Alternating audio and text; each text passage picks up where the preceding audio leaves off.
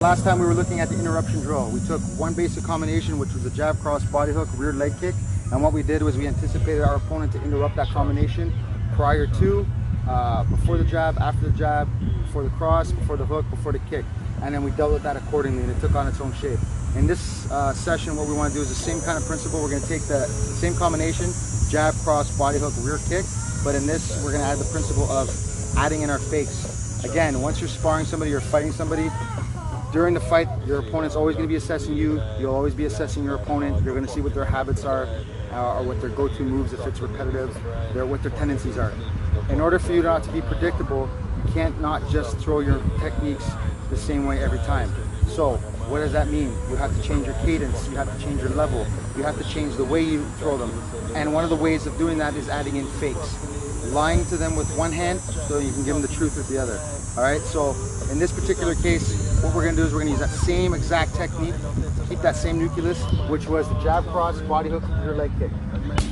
Okay. More time. Same combination as last time. If Braden were to just throw jabs, because remember I said about assessing the person, right? So he needs to, first before he fakes, he needs to understand what my response is. Because then he's going to know why he's faking, because he's going to make me respond a certain way that's going to give him an opening, and that'll let him know what his next best shot will be. So if he were just throwing a jab, that translates every time he jabs, he's going to see if I check, he's going to see if I slip, he's going to see if I cover, he's going to see if I slip this way, he's going to see if I sway.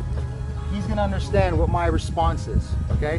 So what he's doing is he's going to throw that fake to make me respond and catch me off, and then follow up with his combination, okay? So the first one is preemptive. So he's gonna fake the jab and then go into the combination. Ready?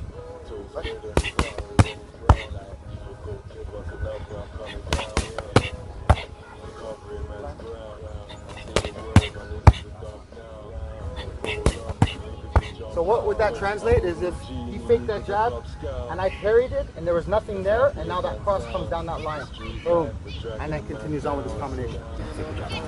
He's gonna fake the jab all together.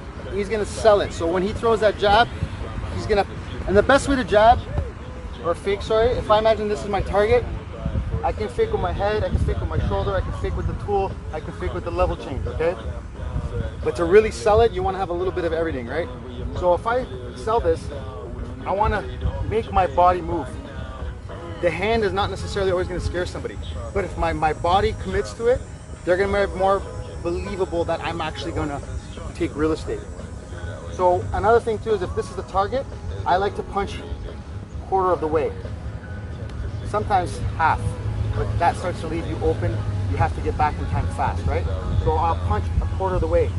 That's makes it look like I'm throwing with intent, and I gather that with like a baby step to make it look like it's real, and then they won't be able to tell so much. In this case, all right. So he's gonna fake that jab, continuous combination.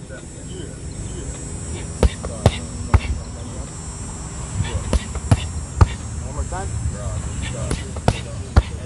So this next one, Braden's gonna fake the cross now. So he's gonna throw his jab.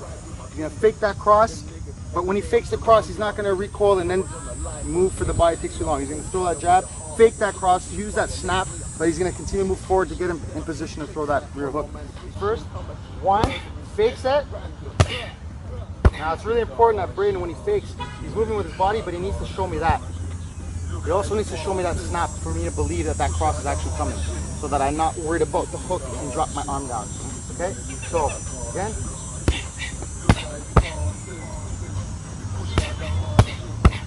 Last one.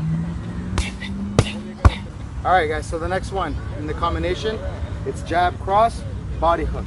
We're gonna fake that body hook. So now we're gonna go 1, 2, I fake the body hook. Maybe I see the guy has anticipated the body hook and he sits on it and he covers, anticipating that here. I know when he sits on that, he's gonna be heavy on his leg. So if I go 1, 2, and I know he sees me doing this, I fake it, but then I'm gonna smash on his leg because I know his legs are heavy, because he's sitting there bracing that technique. All right, so what that's gonna look like is 1, 2, he fakes. So as his punch comes out a little bit of the way, it's enough for his hip to be able to cock and get ready for the kick. All right, he's gonna use that little bit of a wind up. The kick, the punch doesn't happen now. He's gonna hop out and just drive that kick right into my leg. All right, so how it goes, fake, right into it.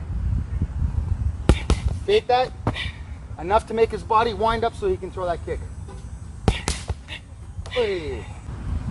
So now we're going to fake the kick. So common response, if I see that kick coming at a base level, they're gonna shield, right? Some people will just step in and punch you before that kick even sets off. Some people will intercept it. Some people will cut kick. That's at the higher stage. But for the basic, or even when things are going fast, your probable is gonna be just to kind of check that and lift that. So here's the thing, knowing that that is a response. And again, like I mentioned before with the jab, this isn't, maybe I don't do the fake right away. I need to assess what my opponent's reactions are. So if I'm throughout the round or a fight, I'm throwing that kick and I see that his response is always to shield, then I know that that's what's going to come out. If his response was to step back, then I would set up something. I know what his tendency is. My follow-up would be something completely different, if that makes sense. Okay, so in this particular case, I'm just going to look at my opponent is going to shield. So I'm going to go pop, pop, pop. He knows that kick's coming. He shields. So what I'm going to do is I'm going to fake my kick. Now how I'm going to fake my kick, I'm really going to sell my hip. Sell my hip. Even some people when they kick, they'll move their hands. I'll even kind of simulate that with my hands. Take that step out too. A lot of people will watch that step out before that kick. I'll fake that. But what I'll do is I'm going to use it as a loading point and return the hook. Because what happens is if they do shield, they're on one leg. So if Brandon shields, he buys my sell, he's on one leg. Now I'm going to smash, and my hook's going to be a hook but like a push, so that I knock him off balance. Okay? And then that eventually can be used that to, I fake that kick, he shields, I throw him that kick, I push him into the range, now I throw my kick. All right, let's say that that's what we do. But in this case, we're just gonna finish on the hook. All right, so Braden's gonna go 1, 2, 3. He's gonna fake that with his hip and then smash with that hook. All right, idea is smashing me when I'm on one leg shielding. All right, so how it looks, fake that, really faking that with that hip. That's the sell, guys. The sell is the most important thing here. Again, sells it, wait, last one. Sells it on this side. Sells it. If I shield it, smash, I'd be walking right over.